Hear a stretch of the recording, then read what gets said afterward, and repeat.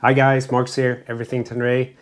Today we're gonna check how to glass fiber reinforce your fairings. So for you guys that follow me on Instagram, everything_Tenere, have seen that I posted a picture in my story regarding my rear panel and some funky stuff going on there. So a few people there reached out and asked if I will make a video regarding this, and that's what we're going to do right now.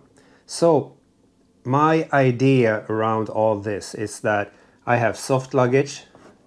I have a harder platform here, my rear rack, but the bags put a lot of pressure on my side panels, and it's more prone to break or crack.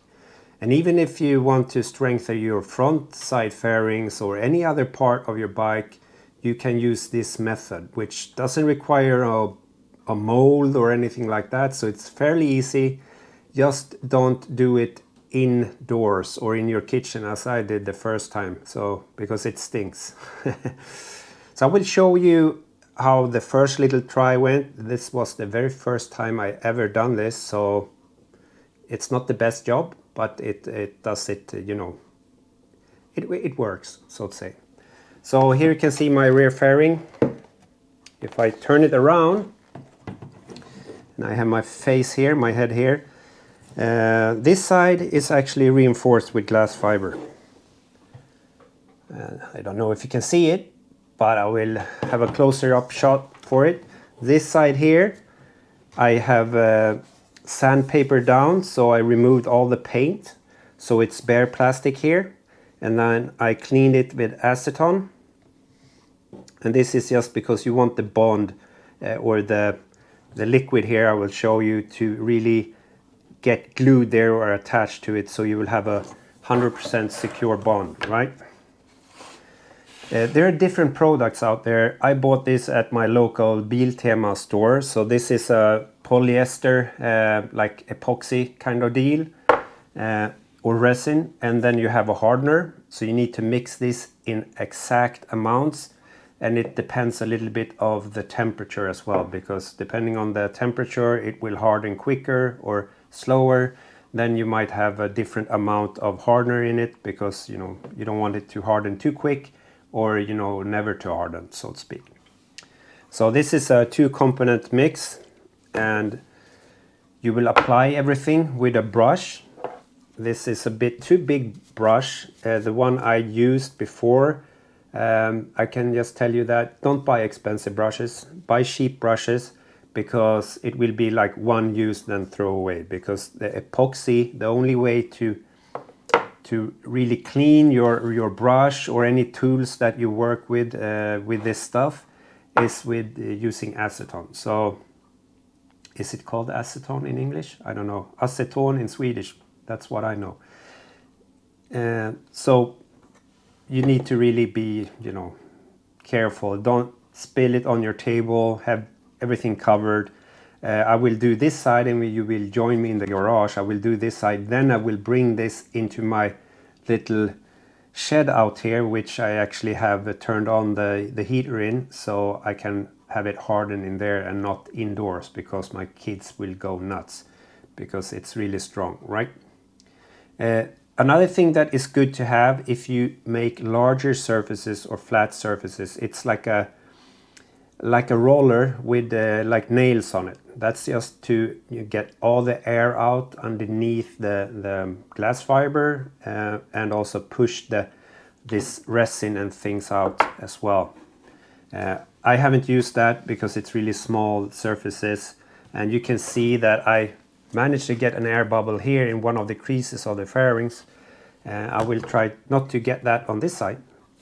Then you have a selection of different kind of glass fibers. So this is a woven mat, so it has like one direction down here and one direction like this. You also have like a glass fiber cloth kind of deal, where you have individual fibers which are meshed in together in all the different directions.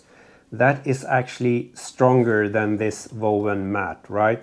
And if you have a complex part with a lot of bends and strange creases or things protruding, it's better to have that mesh kind of fiberglass cloth, because it's easier to form that around things, and it should be harder as well because it's all the different fibers are in different ways or turn different ways. However, when you're doing traditional glass fiber work, you will use several layers. You will put down the first layer, and then you will put this stuff on it. You will put this stuff on the base, on the fairing as well, before you put the glass fiber down, because you really need to saturate this one with this resin. And then you will put on another layer, so you build up a thicker layer and it will be harder. In my case, I'm gonna stick with just one layer because I don't want to make it thicker or heavier than it needs to be. But if you see here, I'm bending this side, which is not reinforced. On this side, it's much stiffer, right? So just one layer is a huge improvement. And I will also see how I will do with the cover that's under or above the wheel, the rear wheel. If I will remove and do any reinforcement for the screw placements, I don't know. Now I just know that these will not crack or break, and might be, if I tip over, they might not crack as easily as well. So what else? Well, it's easier if you make a template out of paper or a plastic bag or whatever. So when you then go to cut these out with a regular scissor, you don't need to waste a lot of material and have too much material sticking off the sides, because when this hardens, it's really tough. So you will need to have a Dremel with a cutting blade or something, or just sandpaper, and then smooth the edges off so you don't have any of these sharp glass fiber threads sticking out, because you can cut yourself on that. So let's head out to the garage and apply this second side.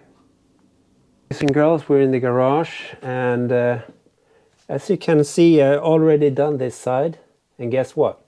What happens when you try to record stuff? Then your GoPro acts up and stops recording. So I started recording a really long one, maybe 10 minutes. And then when I was finished, I was going to switch the camera off. I saw that it was already off and it only recorded 4 seconds. So I will explain to you guys what I did now.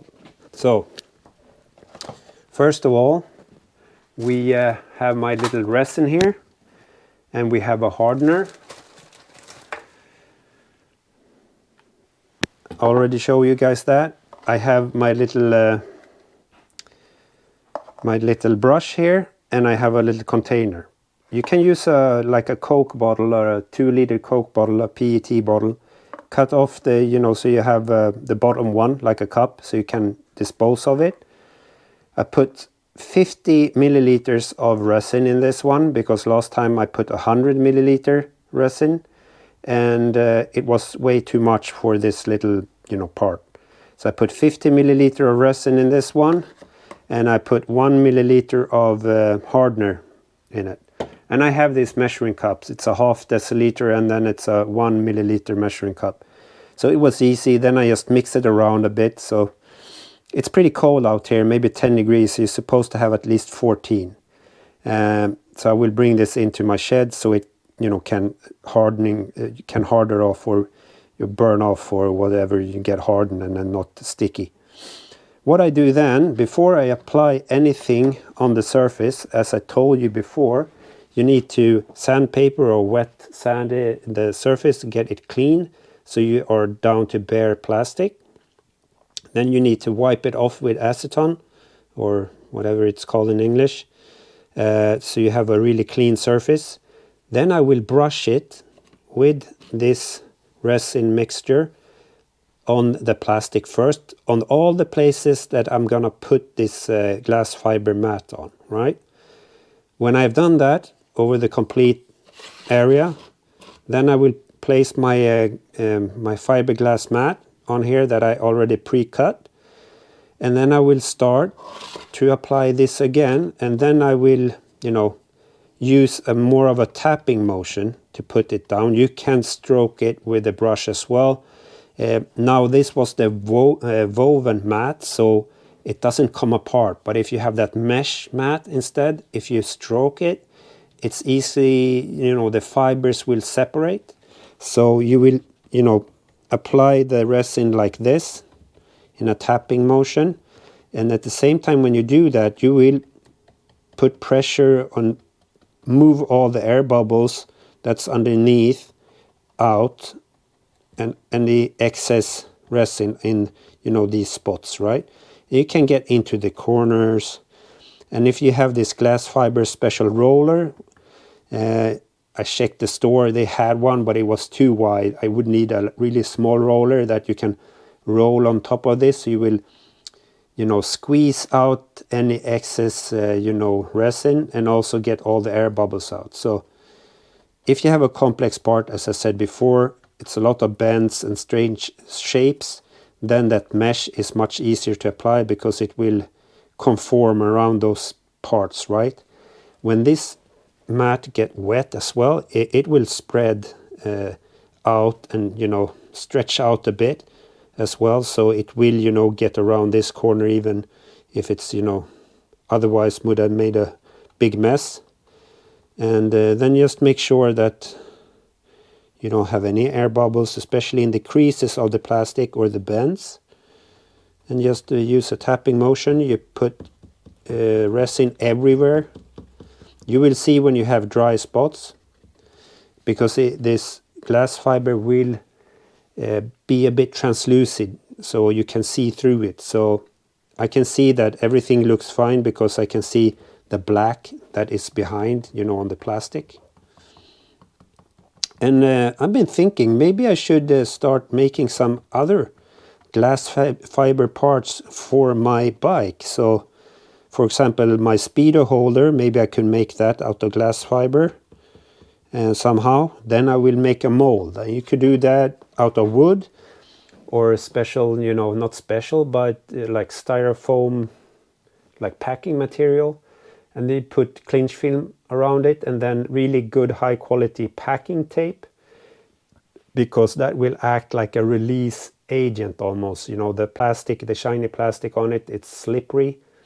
Otherwise you would, if you have a mold or like something you want to form this glass fiber around, you would need to either wax the surface. There are also specific spray, you know, different kind of sprays that you put, so it will actually release the glass fiber and everything from that when it has cured and hardened. So otherwise it will get stuck to that part, and you don't want that, right, if you have a mold. So this is fairly done, right? It's not hard, but I wouldn't say it's very, very easy either.